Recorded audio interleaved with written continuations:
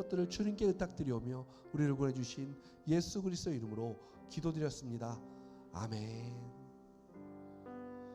함께 보실 말씀은요, 에베소서 1장 3절에서 6절까지 말씀입니다. 에베소서 1장 3절에서 6절까지 말씀입니다.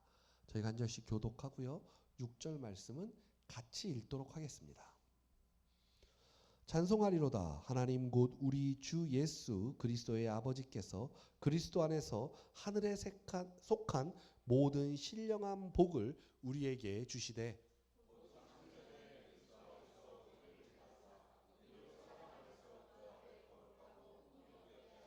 그 기쁘신 뜻대로 우리를 예정하사 예수 그리스도로 말미암아 자기의 아들들이 되게 하셨으니 이는 그가 사랑하시는 자 안에서 우리에게 거저 주시는 바 그의 은혜의 영광을 찬송하게 하려는 것이라.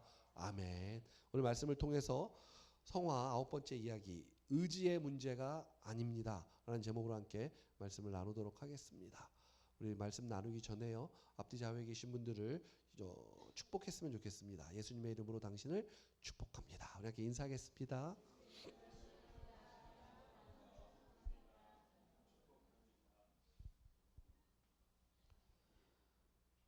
성화에 대해서 계속 말씀을 나누고 있습니다. 받은 구원, 하나님의 신분의 변화를 통해 하나님의 자녀가 되었고, 그 자녀가 된 모든 사람들에게는 성화, 받고 있는 구원, 받고 있는 은혜, 성화의 과정 가운데 있다라는 것으로 계속 말씀을 나누고 있습니다. 그럼 성화의 과정 가운데 있는 우리의 모습은 어떤 모습인가에 대해서 이야기를 하고 있습니다. 그래서 진짜 신앙, 우리 진짜 신앙이라는 것은 자기의 의의를 꺾고 하나님만 의존하는 자리로 들어가는 것이 진짜 신앙입니다.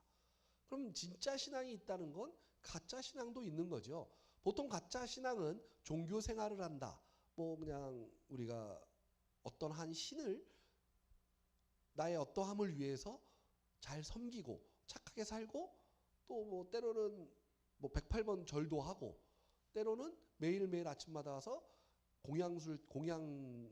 뭐죠? 이렇게 하고 공양하고 뭐 이런 것들이 보통 종교 생활이라고 하죠. 근데 하나님을 믿는 기독교 신앙 안에도 종교 생활을 하는 사람들이 있다 이거죠. 그럼 우리는 보통 가짜 신앙이라고 합니다. 근데 오늘 이야기하고 싶은 것은 진짜 신앙인데요. 그래서 그럼 진짜 신앙이 뭐냐? 내 의의를 꺾고, 내 의의라는 것은 내가 기뻐하고 내가 원하고 내가 좋아하는 것들, 하나님 이외에 내가 하나님보다 먼저 내 것이 앞장서는 것들, 그것을 자기 의의라고 하죠. 그래서 자기 의의를 꺾고 하나님만 의존하는 자리로 들어가는 것, 그것이 진짜 신앙이다라고 말하고 있습니다. 이런 이유로 그러면 내가 하나님이 내 모든 것들을 다 책임지시고 하나님이 내 삶의 하나하나를 다 만지신다면, 그런 이유라면 또 우리 성도들 입장에서는 그러면 하나님이 우리들을 인도하시는 것이 우리 삶에 있는 좌절, 우리 삶에 있는 실패, 우리 삶에 있는 고난, 환난, 이런 것조차 하나님께서 하시는 건가? 하나님은 무슨 세디스트인가? 뭐 하나님은 무슨 그 있잖아요. 막 고통받는 걸 좋아하는 걸 뭐라 그러죠? 그 세디스트라 그러나 이거를? 까먹었습니다. 그런가? 누가 그런 책에 그런 말을 썼다고. 하나님은 뭐 무슨 뭔가 뭐 이렇게 써놨길래. 그러니까 우리가 진짜 신앙을 가져서 우리가 하나님께만 의존하는 삶을 살아가는 우리가 하나님이 내 삶의 모든 것을 만지신다면, 근데 나에게는 근심, 환난, 고난, 뭐 고통, 좌절, 실패, 이거조차 하나님이 하시는가? 라고 생각을 하지요. 답은 그렇습니다. 하나님이 그것 또한 하나님이 만지고 계시다라는 것입니다. 그러다 보니까 우리가 신앙에 대한 어떤 실패들, 또는 내 삶에 대한 어떤 좌절들, 또 내 삶에 대한 어떤 고난과 환난들에 대해서 우리는, 성도들은, 그래서 이것은 우리의 의지의 문제가 이곳에 담겨 있는 거야 라고 생각을 합니다. 그러니까 내가 하나님이 모든 걸 주관하시지만 내 의지가 있어야만 내가 무언가를 해내야만 하나님이 그것을 어여삐 보셔라고 하는 마음이 자연스럽게 들어온다라는 것입니다. 근데 사실은 우리가 의지의 문제로 이것을 접근하면 안 됩니다. 누구는 결심하고 약속한 것을 이루어냈고 누구는 소원이 있었지만 이루어내지 못한 것이라고 한다면 그것은 세상적인 평가이기 때문에 그렇습니다. 그러니까 자연인들이 생각하는 거죠. 내가 의지와 결심을 가지고 내가 막 열심을 통해서 무언가를 이루어냈더니 하나님이 내 삶을 만져주셔서 내가 성공했어 라고 판단한다면, 반대로 나는 의지가 약하고 나는 이것을 잘 열심을 내지 못해서 하나님은 내 이 삶을 실패로 이끄셨어 라고 생각을 한다면 그것은 굉장히 비성경적인 생각이다라는 것이죠. 근데 안타깝게도 수많은 그리스도인들이 이런 평가를 본인에게 때로는 상대방에게 하면서 살아가고 있다라는 것입니다. 세상에서는 그것을 한 개인의 의지의 차이라고 보고서 의지에 승리했느냐 의지의 박약이냐 이렇게 말하는 것이 바로 저 세상이다라는 것입니다. 그래서 세상은 성공을 칭송하고 실패를 비난합니다. 교회 안에서도 그래서 누군가가 무언가의 의지와 열심과 최선을 다해서 어딘가 성공을 하면 그것을 칭송하고 누군가가 의지박약이라서 그걸 잘 해내지 못하면 그것이 실패했다라고 그것을 비난하고, 그게 사실 신앙에 그런 것은 존재하지 않는다라는 것입니다. 왜냐하면 성경에는요, 의지의 승리에 기댄 믿음의 사람은 아무도 없기 때문에 그렇습니다. 그 누구도 내가 내 의지를 가지고 이것을 이루어냈다라고 하는 것은 성경에 그 누구도 존재하지 않는다라는 것입니다.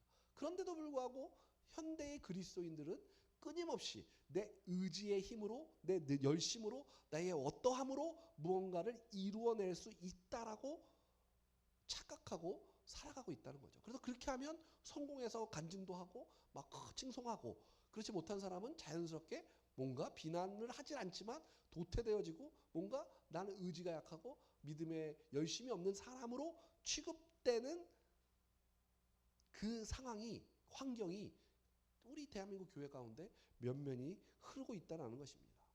뭐 예를 들어 볼까요? 모세를 한번 생각해 보겠습니다. 이 모세는 구약에서 굉장히 중요한 인물 중에 하나입니다. 모세가 자기 동족을 괴롭히는 애국 관원을 때려 죽였을 때는 하나님의 부름을 받지 못합니다. 근데 우리가 우리의 생각대로 바라보면, 아니 내 동족을 이끌 지도자잖아요 제가. 그래서 내 동족을 괴롭히고 있는 적을 때렸어요. 그래서 그를 죽였어요. 그러면 오히려 그때 혁명이 일어나고 그때 모세를 더 세워서 모세가 민족의 지도자가 될 수 있죠. 왜? 많은 이스라엘 백성들이 야, 저 모세는 우리를 위해 저 애국 관원을 때려 죽였네? 저 사람이 우리의 지도자지 할 수 있다라는 거죠. 그런데도 불구하고, 분명히 그랬음에도 불구하고 안타깝게도 하나님의 부름을 받지 못합니다. 오히려 도망갑니다. 미디안 광야로. 그래서 40년을 더 보내고 80세 노인이 되었을 때, 그때는 모세가 사람들하고 말도 잘 안 하고 그러다 보니까 언변도 점점 약해지고 해서 자기 인생에 이제는 희망이 없고 자신의 힘과 가능성에 대해서 절망할 때, 그때 그 미디안 광야 때 그때 하나님이 모세를 찾아오십니다. 그리고 가라 합니다. 아니 힘 팔팔하고 능력이 있을 거, 그때 왕자의 신분이었잖아요. 능력이 있고 힘이 있을 때, 그래서 또 이 내 의지도 강해서 내 열심도 강해서 동족 괴롭히는 그들을 죽일 때는 하나님이 부르지 않다가 완전 미디안 광야에서 목동으로 이방인의 그 밑에서 빌부터 살던 그가 자기의 희망, 자기의 의지 다 없어져서 이제는 그냥 이렇게 살다 죽지 뭐 하는 그 시간에 하나님이 모세를 찾아오셨다라는 것입니다. 그리고 가라예요. 가라. 네가 동족으로 가라 이러죠. 그러니까 모세가 거기에 인정이 되냐는 거죠. 아니 하나님, 나 이제 늙었어요. 하나님 나 이제 힘들어요. 나 못해요. 아예 힘 있을 때 안 오세요. 이제 오십니까? 그러면서 뭐라 그래요? 주여 보낼 만한 자를 보내소서. 이런 고백을 한다라는 것이죠. 구약 성경에 제일 위대했던 인물인 모세, 자기 비전을 품고 하나님께 헌신하며 쓰임 받았다라는 말씀은 어디에도 없다라는 것입니다. 모세가 구약 최고의 지도자지만 모세가 비전을 꾸었고 모세가 꿈을 가졌고 모세가 열심을 다하고 최선을 다해 그가 하나님의 꿈을 이루었더라 이런 말은 없습니다. 주여 보낼 만한 자를 보내소서. 잠시 8번이나 하나님 말에 거부합니다. 그런 그가 구약의 최고의 지도자가 된다라는 것이죠. 결국 모세는 뒷걸음질 쳤고 그리고 낙심한 상태에서 부름을 받았다라는 것입니다. 요셉도 저희가 잘 아는 사람 한번 이야기해 보겠습니다. 요셉도 마찬가지죠. 우리는 종종 요셉을 꿈과 비전의 사람이라고 말하죠. 그러잖아요. 꿈과 비전의 사람 요셉. 근데 막상 성경에 보면 그렇지 않습니다. 그가 정말 꿈과 비전의 사람이 아닙니다. 그냥 꿈을 그렇게 꾸게 하셨지요, 하나님이. 꿈을 그렇게 꾸게 하셨고요. 그가 막 비전을 품고 막 이렇게 하지 않았다라는 거죠. 요셉은 자기 인생이 왜 이렇게 되었는지 깜짝 놀랍니다. 왜냐하면 꿈을 꿔서 자기 형들이 자기한테 다 이렇게 절하는 꿈을 꿨잖아요. 그 마음에 아마 그런 일이 있을 거야. 하나님이 나한테 2번이나 보여주셨어? 이런 생각을 했을 거예요. 근데 갑자기 노예로 팔려가고 무슨 인생이 완전히 확 곤두박질 치죠. 그러니까 요셉은 오히려 마음에 내가 왜 인생이 왜 이렇게 된 거야? 이게 크게 성경에도 나옵니다. 그런 마음이. 순간순간 어려운 상황에 그래서 요셉은요. 그냥 그 순간순간을 이렇게 벗어날 수 있게 해달라고 기도합니다. 막 대단한 막 비전을 품고 막 대단한 막 힘을 갖는 게 아니라 요 순간순간에 내 요 고통을 내가 좀 벗어나게 해달라고 기도하는 데에 그친다라는 것이죠. 그런데 우리는 모세나 요셉을 영시하면서 신앙 문제를 다룰 때 그들처럼 거룩한 결심, 그들과 같은 거룩한 비전, 그리고 그것을 이루기까지의 끈질긴 의지 같은 것을 신앙의 중요한 근거로 삼는 것에 익숙해져 있다라는 것입니다. 그래서 모세 하면 제일 생각나는 게 뭐세요? 모세. 십계명, 그렇죠. 그리고 이런 거 저는 10가지 재앙, 대단한 능력이잖아요. 10가지 재앙, 막 이런 거. 그리고 온유한 사람, 막 이런 느낌 있잖아요. 모세 너무 온유하잖아요. 그래서 우리가 하나님 앞에 리더자로 받는 조건은 뭐예요? 온유한 사람이 리더자가 됩니다. 이렇게 설교하죠. 그건 성경에 하고는 전혀 상관없는 이야기예요. 그게 바로 아까 제가 말씀드린 세상의 관점으로 내 열심을 다해 이루었어라고 말하는 것과 똑같다라는 거죠. 요셉도 똑같습니다. 요셉도 맨날 꿈과 비전의 사람이래요. 그래서 맨날 요셉이 꼭 비전을 꾼 적이 없는데 비전을 가지고 그러면 하나님이 꿈으로 나타나시고 꿈을 가질 때 그 인생이 이루어져. 뭐 이렇게 설교하시는 분들 많죠. 그것도 성경하고는 전혀 상관없는 이야기다라는 것입니다. 우리가 모세와 요셉을 자꾸 영시해요. 그러면서 뭔가 그들이 거룩한 열심이 있었고 거룩한 결심이 있었고 뭔가 그것을 이루기 위한 끈질긴 의지 이 감옥 속에서도 7년 뭐 종으로도 7년 뭐 14년을 내가 뭐 의지를 가지고 그걸 뭐 참아냈어. 우리도 고통 가운데 있으니까 그거를 참아내시면 하나님께서 그 끝에 총리로 세우듯 우리보다 더 큰 의미를 주실 겁니다. 뭐 이런 식의 해석. 뭐 아주 틀린 얘기는 아니에요. 뭐 그게 막 잘못됐어 뭐 이런 느낌은 아닙니다. 그럴 수 있죠. 우리가 그런 의지를 가지고 할 수 있죠. 그러나 성경이 말하고 있는 그 안에 진짜 메시지는 그런 게 아니라는 것입니다.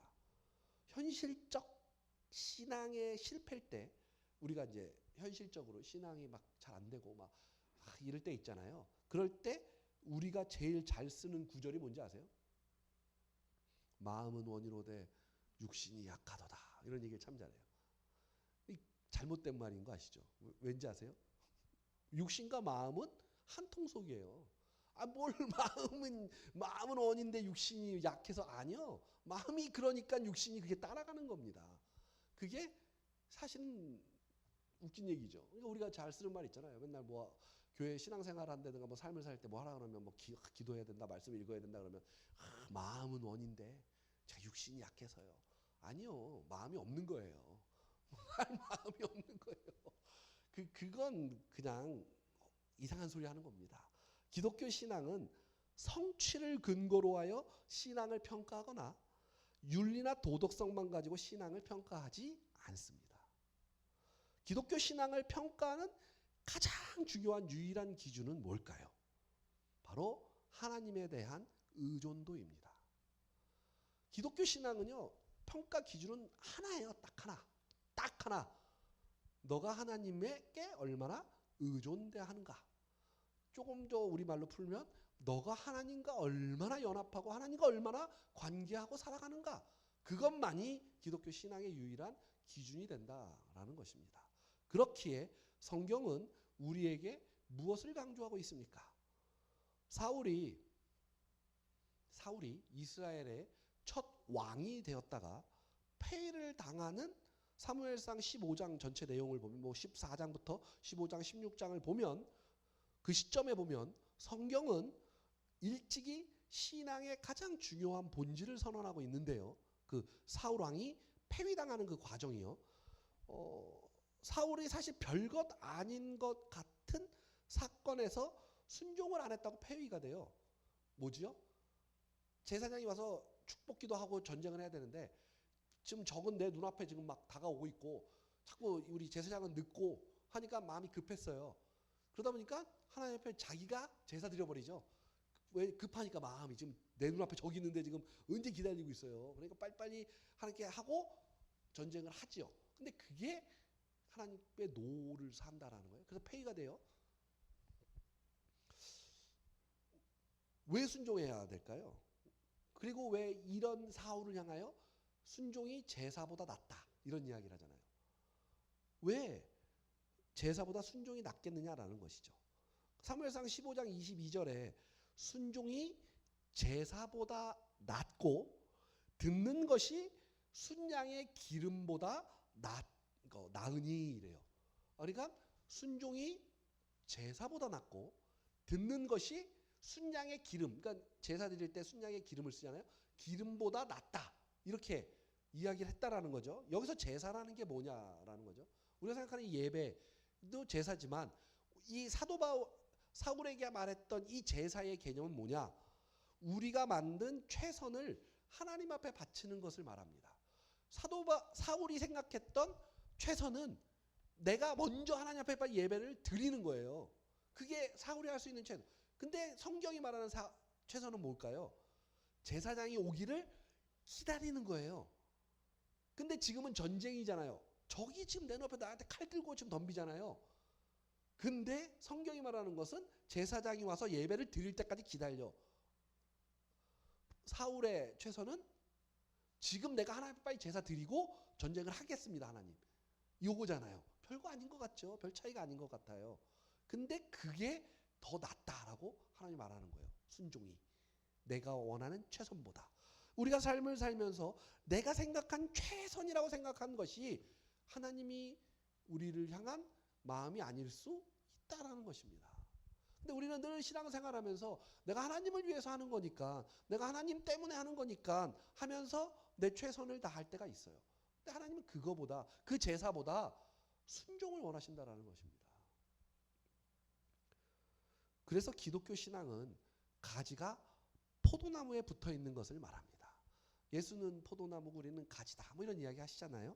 우리는 하나님께 받을 것만 있지 우리가 하나님께 드릴 것은 없습니다. 우리가 드러내는 하나님의 영광은 내 헌신과 내 열심과 내 능력이 빚어낸 결과가 아닙니다. 그것은 하나님께 붙어 있으므로, 내가 하나님께 팍 붙어 있으므로 하나님께로부터 흘러나오는 것이 우리를 통해서 보여지는 것뿐이에요. 그게 하나님의 영광이라는 것입니다. 하나님의 어떠하심이 우리를 통해 드러나는 것입니다. 그게 진짜 신앙이에요. 그게 성화되어져 가는 사람의 모습입니다. 그리하여 우리는 하나님께 영광을 돌릴 수 있게 되는 거죠. 우리가 하나님께 영광을 돌리기 위해 창조되었습니다. 이사야가 이야기하잖아요. 그게 하나님께 영광을 위해서 뭘까? 이거예요. 하나님께 붙어 있었더니 내 건 하나도 없고 하나님의 어떠하심이 나를 통해 다 드러나고 하나님이 나를 통해 하나님의 것들을 이루어 나가셨기 때문에 나는 아무것도 한 게 없습니다. 하나님이 하셨습니다. 하고 하나님의 영광이 나를 통해 드러난다라는 것이죠. 카이스트의 뭐 배상민 교수님인가 뭐 그런 분 간증을 본 적이 있습니다. 그분이 그런 이야기를 해요. 되게 은혜를 받았는데 그분이 그런 이야기를 하시더라고요. 자기는 뭐 예수 믿으세요 뭐 이런 얘기를 사실은 한 적이 없습니다 이러더라고요. 그럼 하나님의 복음을 어떻게 전합니까 했더니 본인은 늘 그렇게 한대요. 자기가 어떠한 자기 일에서 열심과 최선을 다할 때 많은 사람들이 물어본대요. 아니 교수님은 어떻게 이렇게 좋은 아이디어가 나오세요? 그런 생각을 어떻게 하세요? 그럴 때마다 이 배상민 교수님이라는 분이 하는 소리가 나랑 당신은 다르잖아요. 그런데요. 그럼 네? 이런데요. 그럼 난 하나님의 사람이고 당신은 하나님의 사람이 아니잖아요. 하나님의 사람은요. 하나님이 주시는 지혜와 하나님이 주시는 반짝반짝으로 살아요. 이렇게 얘기하고 돌아선대요. 그러면 사람들이 기분은 상하지만 도대체 저게 뭐지? 그래서 맨날 묻는데요. 그럼 당신이 믿는 그 하나님이 누굽니까? 전 몰라요. 교회로 와보세요. 그런데요. 그래서 전도를 엄청 많이 하셨대요. 지금은 뭐 롯데 뭐 어디 뭐 그거라도 하시는데 뭐 산업 디자인 뭐 하신다고 하던데 되게 한번 새롭게 하소서에 한번 찾아보세요. 배상민 교수 이렇게 찍어보시면 이제 잘 은혜 잘 안 받는데 되게 은혜 받았습니다. 그 교수님의 그 간증이 되게 감사했어요. 제가 늘 말했지만 간증하라 그러면 자꾸 이렇게 어려웠고 내가 그래서 이렇게 했더니 하나님이 나한테 이렇게 해주셨어요. 이게 대부분의 간증인데 이 교수님의 간증에는요 그냥 그것만 있어요. 하나님이 이렇게 이루실 것들, 하나님이 이렇게 하실 것들만 이야기해요. 그래서 MC가 물어봐요. 아니 고통이 없었어요? 고통 있었죠. 제가 미국에서 뭐 십몇 년을 살 동안 어느 날은 80센트밖에 없어서 뭐 베이글 한마디 말씀드린 것 같다. 베이글만 먹었어요. 뭐 이런 거. 제가 주일날 말씀드렸죠. 수요일날 말한 건가요? 헷갈리네. 베이글 뭐 80센트밖에 없어가지고 자기가 5일을 버텨야 돼서 뭐 1+1 베이글 50센트를 먹고 생각을 했대. 25센트가 남았으니까 하나를 나중에 더 사서 먹어야지. 그런데 그 사람이 1+1이라서 25센트에는 하나를 안 판다 해가지고 자기 생애 처음으로 F가 들어가는 욕을 했다고. 그래서 쫄쫄 굶었니? 뭐 이랬대요. 그러면서 그래요. 뭐 이런 얘기 할 필요 있냐고. 그러더라고요. 본인은 하나님이 나를 통해 이루실 소망을 바라봅니다. 정말 그게 너무 저에게는 좋은 은혜였어요. 우리가 신앙생활을 하다 보면 우리도 똑같은 것 같아요. 하나님이 내 삶을 만지셔서 내가 진짜 신앙생활로 하나님께서 내 일들을 이루시기 때문에 사실 우리는요 불평불만할 게 없어요. 왜요? 하나님이 내 삶을 이루시니까. 누가 이루는 거예요? 하나님이 이루시는 거잖아요. 그럼 내가 막 내 삶에 불평불만을 한다는 것은 하나님께 불평불만하는 거거든요. 직장 생활을 할 때 다 직장을 그만두고 때려치고 빨리 옮겨가고 싶어 하죠. 많은 분들이 다 그럴 거예요. 아유 이놈의 직장. 뭐 좀 나이가 좀 드신 분들은 아니에요. 어떻게든 붙어 있으려고 하죠. 근데 좀 젊으신 분들은 내가 빨리 이직해서 월급을 좀 올리고 또 연봉도 올리고 또 내가 뭔가 더 좋아지겠지 하는 생각을 해요.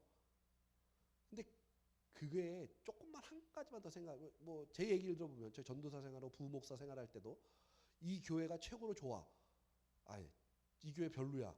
하면서 막 불평불만이 많죠. 에이, 내가 때려쳐야지. 하고 때려치고 다른 교회로 가요. 그럼 그 교회 가면 더 좋아지냐? 아니요. 그 교회 가면 당장 한 달도 안 돼서 고백해요. 야, 전에 교회가 천국이었네. 여긴 쓰레기야, 쓰레기. 이래요. 그래서 쓰레기 덤에서 빨리 벗어나야지. 딴 데 가요? 와, 앞에 두 교회는 천국이야. 여긴 완전 독쓰레기네. 막 이래요. 근데 어느 날 하나님이 내 삶을 주관하시고 이 사역지 또한 하나님이 나에게 주신 거라는 생각을 딱 했더니 이건 하나님이 주신 거네 라는 생각이 딱 드니까 욕이 안 나옵니다. 입에서. 왜요? 하나님이 나에게 지금 허락하신 거니까. 이게 이 삶이 나한테 지금 허락하신 거잖아요. 그러니까 거기에 만족하고 감사가 나올 수 있다라는 거죠. 직장인들도 다 똑같습니다. 하나님이 그 직장을 옮기기를 원하시면요 명확하게 말씀하시고요 명확하게 보여주세요. 직장을 옮기지 말라는 소리가 아닙니다. 그래서 하나님이 보여주시는 명확함이 있어요. 그때 옮기시면 됩니다. 근데 맨날 내 불평 불만으로 아유 못 사 먹겠네, 아유 이딴 거 못 해 먹겠네 이러다는 거, 이건 내 의죠. 근데 그 삶을 누가 허락하신 거예요? 내가 하나님의 자녀라면, 내 삶에 하나님이 직접 역사하신다면 하나님이 주신 거잖아요. 그럼 내가 지금 막 하는 건 뭐예요? 하나님 나한테 왜 이딴 거 주세요? 똑같은 얘기죠. 이게 하나님이 내 삶에 실제되어진다라는 개념하고 우리가 굉장히 밀접한 관계가 있는 게 바로 이거죠. 하나님께 붙어 있잖아요. 하나님이 유일하게 보는 잣대가 그거라니까요. 하나님에 대한 의존도. 내가 하나님께 얼마나 붙어 있는가. 이거를 바라보고 계시다 이것이죠. 우리가 하나님께 얼마나 더 붙들리고 하나님께서 주시는 것으로 얼마나 충만해지느냐가 중요하다라는 것이죠. 신앙은 이것에 대한 싸움입니다. 신앙은 늘 이 싸움 하는 거예요. 기억하시기 바랍니다. 하나님의 것으로 채워지는 것이 기독교 신앙입니다. 그러기 위해 하나님은 우리의 상한 심령을 찾으십니다. 그 상한 심령을 위해 우리에게 고난과 환난이 계속해서 있는 것입니다. 자녀 만들기 프로젝트가 지금 실행 중이시다라는 겁니다. 내 상한 심령을 받기를 원하시니까. 이것을 우리는 뭐라고 하느냐? 은혜라고 합니다. 이것이 은혜입니다. 이것이. 그런데 참 재미있는 것은 이렇게 하나님의 은혜를 이야기하면 은혜가 방임이 될 때가 있어요. 은혜가 방임. 뭐 어차피 하나님이 주시는 은혜가 전부라면 난 아무것도 안 하겠다. 내가 뭘 해서 뭐해? 어차피 하나님께서 다 하시는데. 뭐 하나님의 은혜라며 은혜 주신다면 난 아무것도 안 하겠어. 방임이 될 수 있다는 거죠. 이런 생각이 든다는 것은요. 이미 율법적 사고가 율법적 신앙이 내 뇌리와 마음을 채우고 있다는 것입니다. 율법적 사고가 뭐냐? 내가 원인이 되어서 나라는 결과를 만들어낼 수 있다는 것입니다. 똑같은 이야기예요. 은혜를 강조할 때 내가 원인이 되지 않고 나라는 결과가 다른 것에서 비롯되었기에 내가 책임이 없어 라고 말하는 것과 똑같다라는 거죠. 그러니까 방임이 된다라는 것입니다. 그래서 성경이 말하는 은혜란 우리가 하나님의 자녀로서 더 이상 율법에 적용을 받지 않고 사랑과 믿음의 법칙에 적용을 받고 있다라는 것입니다. 즉 하나님의 자녀가 되었으므로 내가 법에 적용을 받는 사람과는 비교도 안 되게 더 심하고 혹독한 훈련과 인도를 받게 된다는 거예요. 제가 말씀드렸잖아요. 우리가 법적 관계에서만 뭐 가장 쉬운 걸 표현해 볼까요? 자녀 문제를 한번 해볼까요? 자녀와 내가 법적으로만 내가 자녀하고 나하고의 관계를 유지하는 거라면 사실은 좀 널널해요. 내가 법적으로만 지키면 되잖아요. 법적인 것만 지켜내면 돼요. 내 자녀한테. 근데 우리가 자녀한테 그 법으로만 대하나요? 아니잖아요. 사랑과, 그쵸? 뭐 은혜와 뭐가 하여간 막 많이 들어가 있잖아요. 그런 관계니까 자녀에게 우리가 더 혹독하게 하잖아요. 혹독하게 안 하시나요? 전 혹독하게 하는데요. 혹독하게 하잖아요. 왜요? 사랑의 관계니까. 이 아이를 정말 사랑하니까. 이 아이가 하나님 앞에 정말 제대로 된 사람이 되기를 원하니까. 하나님과 우리의 관계도 똑같아요. 율법적 관계로 하나님과 나라면 그냥 그 율법만 잘 지키고 하나님은 그 율법 잘 지킨 것에 대해서 대가만 지불해 주시면 돼요. 근데 그런 관계가 아니라 우리가 하나님과 우리는 사랑과 믿음의 관계다라는 것이죠. 그러니까 우리에게 더 심하고 혹독한 훈련과 우리가 인도 가운데 있게 된다는 것입니다. 우리는 이에 대해서 징계를 다루는 히브리서 12장을 그때 한번 말씀을 나눴죠. 한번 히브리서 12장을 다시 한번 차근차근 읽어보시면 그 안에서 하나님이 우리와 얼마나 사랑의 관계인지를 말씀하고 있습니다. 요셉을 통해서도 또 마찬가지예요. 시편 105편 16절 19절 한번 볼까요? 그가 또 그 땅에 기근이 들게 하사 그들이 의지하고 있는 양식을 다 끊으셨도다. 그가 한 사람을 앞서 보내셨으며 요셉이 종으로 팔렸도다. 그의 발은 착고를 차고 그의 몸은 쇠사슬에 매었으니 곧 여호와의 말씀이 응할 때까지라. 그의 말씀이 그를 단련하였도다. 지금 요셉의 요셉이 이렇게 고통을 받고 난 다음에 총리가 된 이후에 왜 이랬는지를 이야기하고 있잖아요. 여기 보면 18절에 그의 몸은 쇠사슬에 매였다 이런 표현이 있죠. 여기서 말하는 그의 몸은요, 네페시라고 합니다. 네페시. 뭐예요? 혼, 마음이라는 뜻입니다.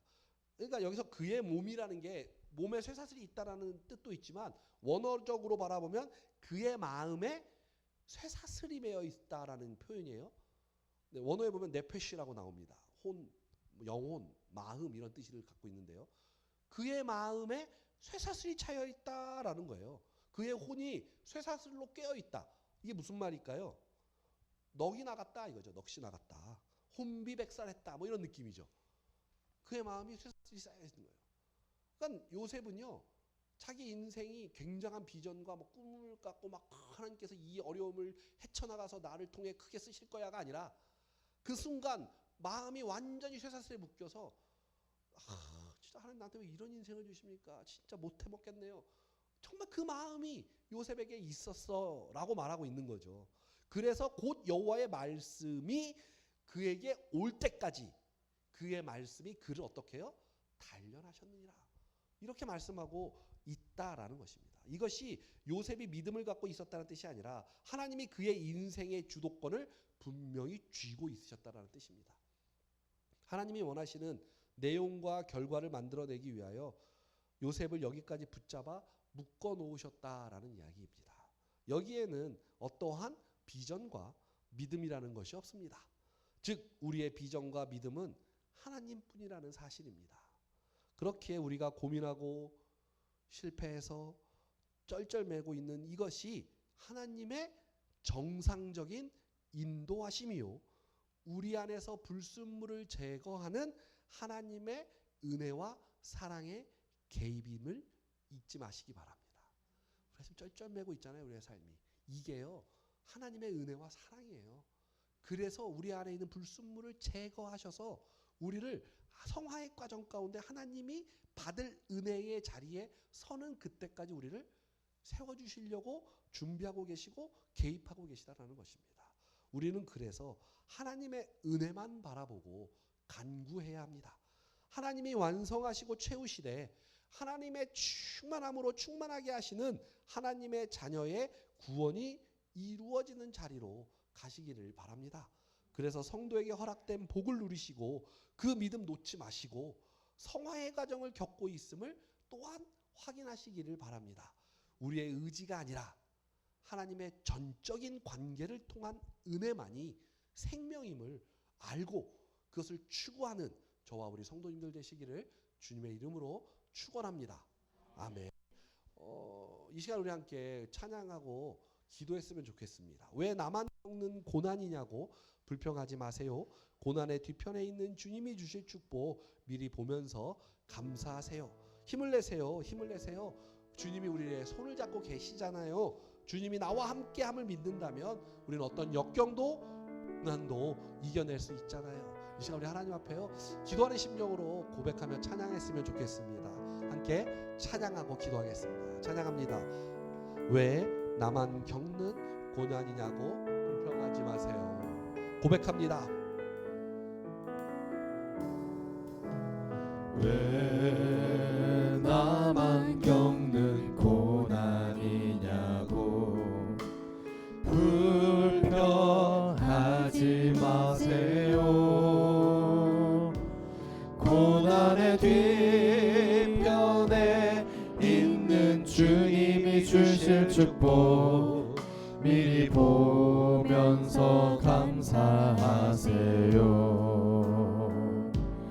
너무 견디기 힘든 지금 이 순간에도 주님이 일하고 계시잖아요.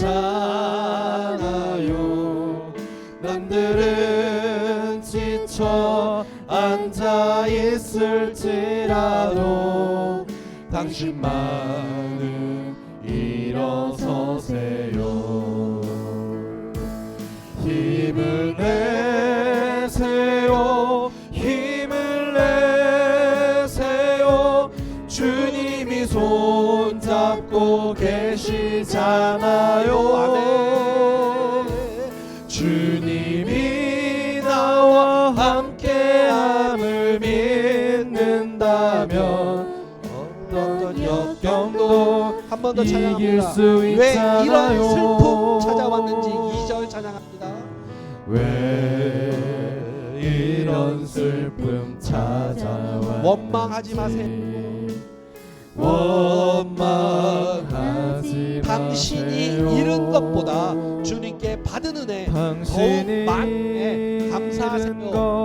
것보다 주님께 받은 은혜 더욱 많음에 감사하세요. 너무 견디기 힘든 지금 이 너무 순간에도 견디기 힘든 지금 이 순간에도 주님이 일하고 계시잖아요. 주님이 일하고 남들은 지쳐 앉아있을지라도 계시잖아요. 우리 예수 그리스도를 믿는 자들은 일어납니다. 주님의 그 손길로 일어납니다. 앉아있을지라도 당신만은 일어서세요. 힘을 내세요.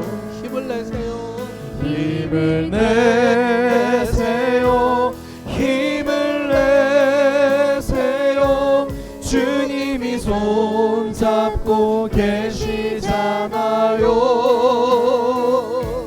주님이 나와 함께함을 믿는다면 어떤 고난도 힘을 내세요. 견딜 수 힘을 내세요. 주님이 있잖아요. 손잡고 계시잖아요. 힘을 내세요.